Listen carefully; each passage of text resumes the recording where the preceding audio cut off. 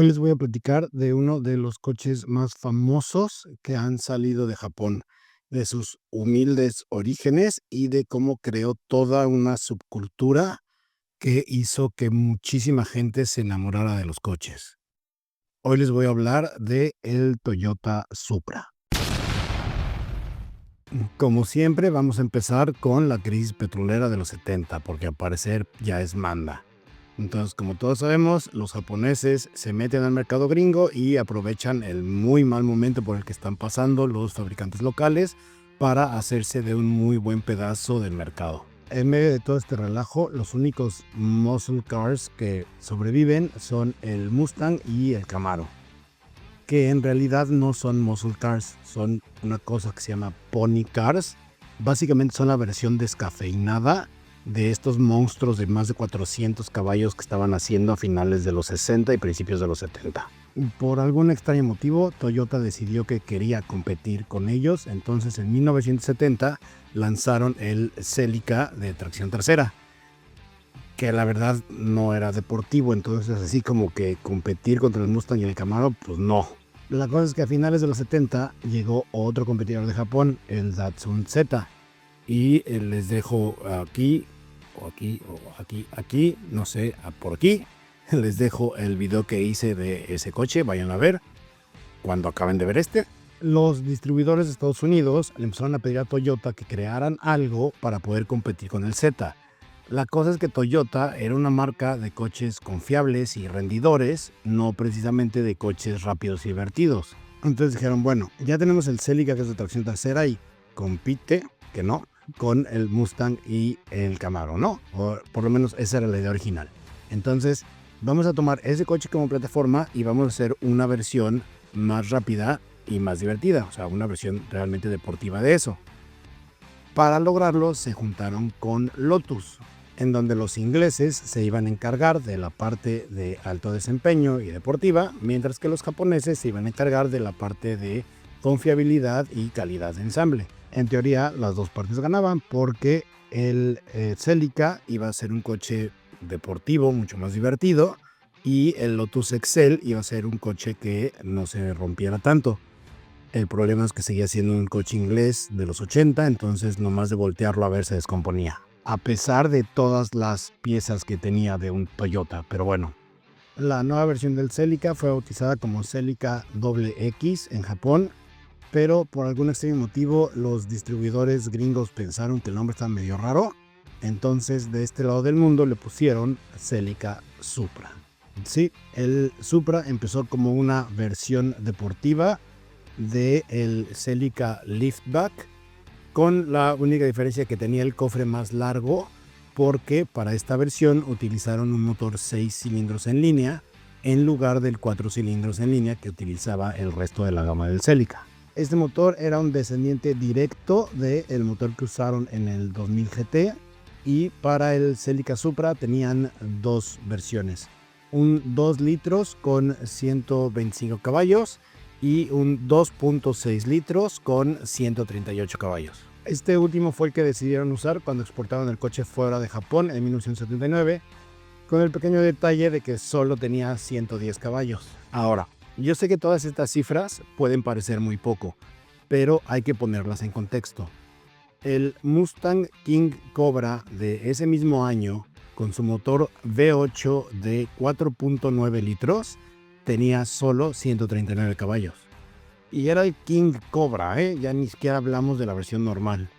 Así de jodida estaba la cosa para los coches deportivos a finales de los 70. En 1980 recibió una actualización con la que aumentaron el desplazamiento del motor para ganar 6 caballos de fuerza.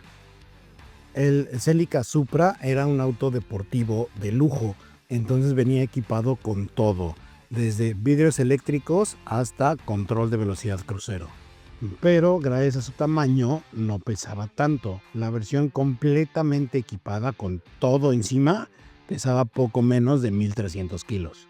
Esta primera generación del Celica Supra estaba basado en el Celica A50. Entonces, cuando llegó la segunda generación en 1981, era el A60.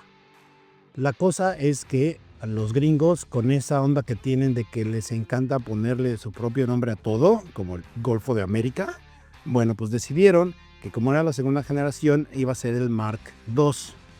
Ahora, Toyota jamás ha dicho que ninguno de sus Supras sean Mark algo.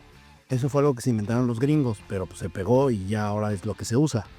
Esta nueva generación tenía dos versiones: P-Type o Performance Type y L-Type o Luxury Type. Los dos tenían exactamente el mismo motor, pero se diferenciaban en cosas de equipamiento. Al principio el L-Type era solo automático y el P-Type era solo manual, y las vestidoras de piel eran exclusivas para el L-Type y el P-Type tenía rines más grandes, ese tipo de cosas. El Celica Supra A60 fue el primer coche de producción en ofrecer una computadora de navegación. El motor era el 6 cilindros en línea de 2.8 litros, pero con algunas modificaciones para llegar a 145 caballos, que un año después lo subieron a 150 y un año después lo subieron a 160. En Japón seguía habiendo una versión de 2 litros, pero ahora ya también podía tener turbo, entonces podía llegar hasta 145 caballos. El A70 o Mark III llegó en 1986 y esta fue la primera vez que el Supra se vendió como modelo individual. Ya no era más una versión del Celica, ya era solo Supra, y se mantuvo con la plataforma de tracción trasera para enfocarse en la parte deportiva, mientras que el Celica transicionó a una plataforma de tracción delantera para ser una onda como un poco más familiar y más económico. Como ya era un modelo individual y ya no era una versión de alguien más, pues ya pudieron hacer más cosas, como por ejemplo utilizar un motor 6 cilindros en línea de 3 litros que llegaba hasta 200 caballos en su versión de aspiración natural, porque también un año después llegó la versión turbo con 230 caballos. La tecnología también seguía aumentando, ahora tenía frenos de disco en las 4 ruedas y tenía suspensión ajustable. La cosa es que el peso también seguía aumentando. La versión automática completamente equipada pesaba poco más de 1700 kilos. Afortunadamente el turbo le ayudó a contrarrestar un poco eso, y aquí fue donde el Supra se empezó a convertir en un coche que llamaba la atención. Aquí fue donde el Supra empezó a hacerse de un nombre. Y en 1993 llegó el A80 o Mark IV, que es el que todos conocemos, el que se hizo famoso en la pantalla grande, el que sirvió como punta de lanza para crear toda una subcultura que hasta el día sigue viva, aunque ya no tan colorida. El Supra Mark IV era un coche deportivo mucho más enfocado. Estéticamente dejaba claro lo que pretendía hacer y lo respaldaba con su desempeño. Atrás quedaron los ángulos rectos de los 80 para ahora tener un diseño mucho más redondeado y mucho más aerodinámico, mucho más noventero. El motor que utilizaron fue el ahora extremadamente famoso 2JZ, que era un 6 cilindros en línea de 3 litros, que en su versión de aspiración natural tenía 220 caballos y en su versión Twin Turbo tenía 320 caballos. Fuera de Japón, porque en Japón ese mismo coche se supone que nada más tenía 276 caballos, se supone. Los turbos funcionaban de manera secuencial en lugar de paralelo, o sea, primero uno y luego el otro, por lo que tenía la mayor parte del torque a partir de 1800 revoluciones por minuto. Otra cosa que hicieron fue usar bastante aluminio, porque el Supra ya se estaba poniendo muy gordo y este era un coche deportivo, entonces necesitaban que bajara de peso, y con esta utilización del aluminio le bajaron 200 kilos. Entonces, más potencia, menos peso, mejor suspensión y muy buenos frenos. ¿Qué tan buenos frenos? Ok. El Supra fue el coche con la menor distancia de frenado en las pruebas de Car and Driver de 1997 a 2004. Y todo esto junto al 2JZ. Motor legendario por ser sumamente fácil de mantener y sumamente fácil de modificar. El motor es prácticamente indestructible, lo que ha hecho que mucha gente lo modifique para llegar a 800 caballos o incluso hasta 1000 caballos o más.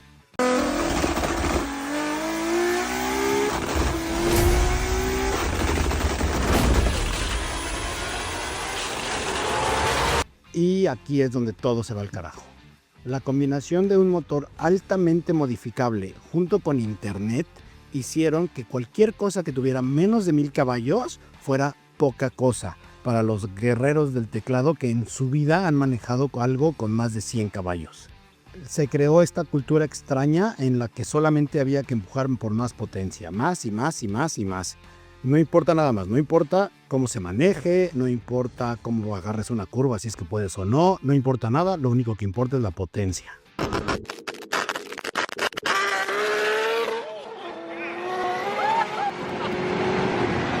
¿Salieron cosas buenas de ahí? Sí, evidentemente sí, pero también eso nos acabó dando los Hellcats de 700 caballos salidos de la fábrica que cualquiera puede comprar. Y ustedes me van a decir, pues eso es algo bueno, ¿no? No, no le puedes dar un coche de 700 caballos con tracción trasera a cualquier persona. Hay que entender que el 90% de la gente maneja coches de tracción delantera con 100 caballos de fuerza. Son cosas completamente diferentes.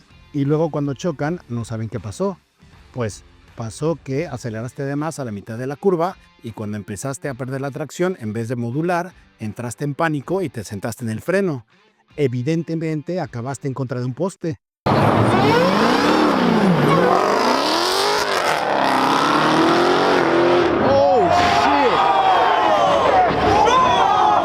Pero bueno, sí. Entonces, el MK4, sí. Si encuentras uno sin modificar, hoy en día vas a tener que pagar cientos de miles de dólares por él. A pesar de todo esto, como siempre, la realidad es que la gente no compra coches deportivos. Entonces, para 1998 dejaron de venderlo en Estados Unidos y en 2002 terminó su producción. 17 años después, en 2019, Toyota presentó el nuevo Supra A90 o Mark V, creado en conjunto con BMW, por lo que a mucha gente no le gustó tanto. Decían que no tenía el carácter japonés que debería de tener un Supra. La verdad es que no tienen ni idea de lo que hablan, porque aunque, sí, el motor es de BMW y sí, el tablero y la consola central son muy BMW, pero los ingenieros de Toyota, específicamente de la división deportiva Gazoo Racing, le metieron mano a la suspensión, a la dirección y a la transmisión, con lo cual hicieron que el Supra se sintiera muy diferente y fuera algo único. Su hermano alemán de otra madre, el BMW Z4, es más un Grand Tourer que un deportivo como el Supra, aparte de que es convertible, entonces son cosas completamente diferentes. Aunque son el mismo coche, pero son cosas completamente diferentes. Había dos opciones de motores, un 4 cilindros de 2 litros y un 6 cilindros en línea de 3 litros, los dos con turbo. En ambos casos las cifras de potencia son un relajo porque dependía del mercado y del año y no sé qué tanta cosa. El chiste es que el 4 cilindros va de 195 caballos a 255 caballos. Y el 6 cilindros va de 355 caballos a 385 caballos. Aquí en México tenemos el de 385 caballos. Y si quieren uno, apúrense porque al parecer 2026 va a ser el último año. La cosa es que en todos los casos Toyota fue muy conservador con sus cifras de potencia. Según pruebas de diferentes medios de diferentes lugares, en todos los casos la potencia siempre era de 5 a 8% mayor, lo que significa que ese Supra de 385 caballos en realidad tiene poco más de 400. Lo malo es que al principio el Supra Mark V solo estaba disponible con caja automática de 8 velocidades, que muy buena caja, nadie va a decir que no, es una ZF increíble, pero no había manual cuando salió. El manual llegó hasta 2022 y solo con la versión 6 cilindros. El Supra es sin lugar a dudas uno de los íconos de la industria automotriz.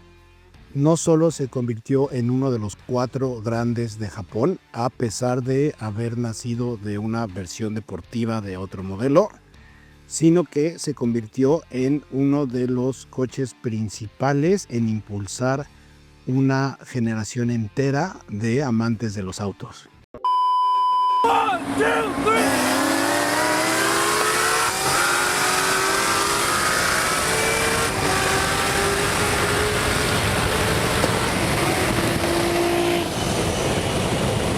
Muchísimas gracias por haber visto el video de hoy. ¿Qué les parece el Supra? ¿Cuál de las 5 generaciones les gusta más? ¿Son fans del Mark IV que puede tener 1000 caballos o prefieren algo un poco más contenido y normal? ¿O qué opinan del Mark V? ¿Creen que es solo un BMW más o que sí tienen su propia identidad? Déjenme todo ahí abajo en los comentarios. Por favor, no se les olvide suscribirse y darle like y compartir y todas esas cosas. Muchísimas gracias. Yo soy Mapache. Bye. No, güey, no necesitas 1000 caballos, ni 700, ni 500. Para la vida diaria, 200 es más que suficiente. 1000 caballos. No mames, no puede ni con 100.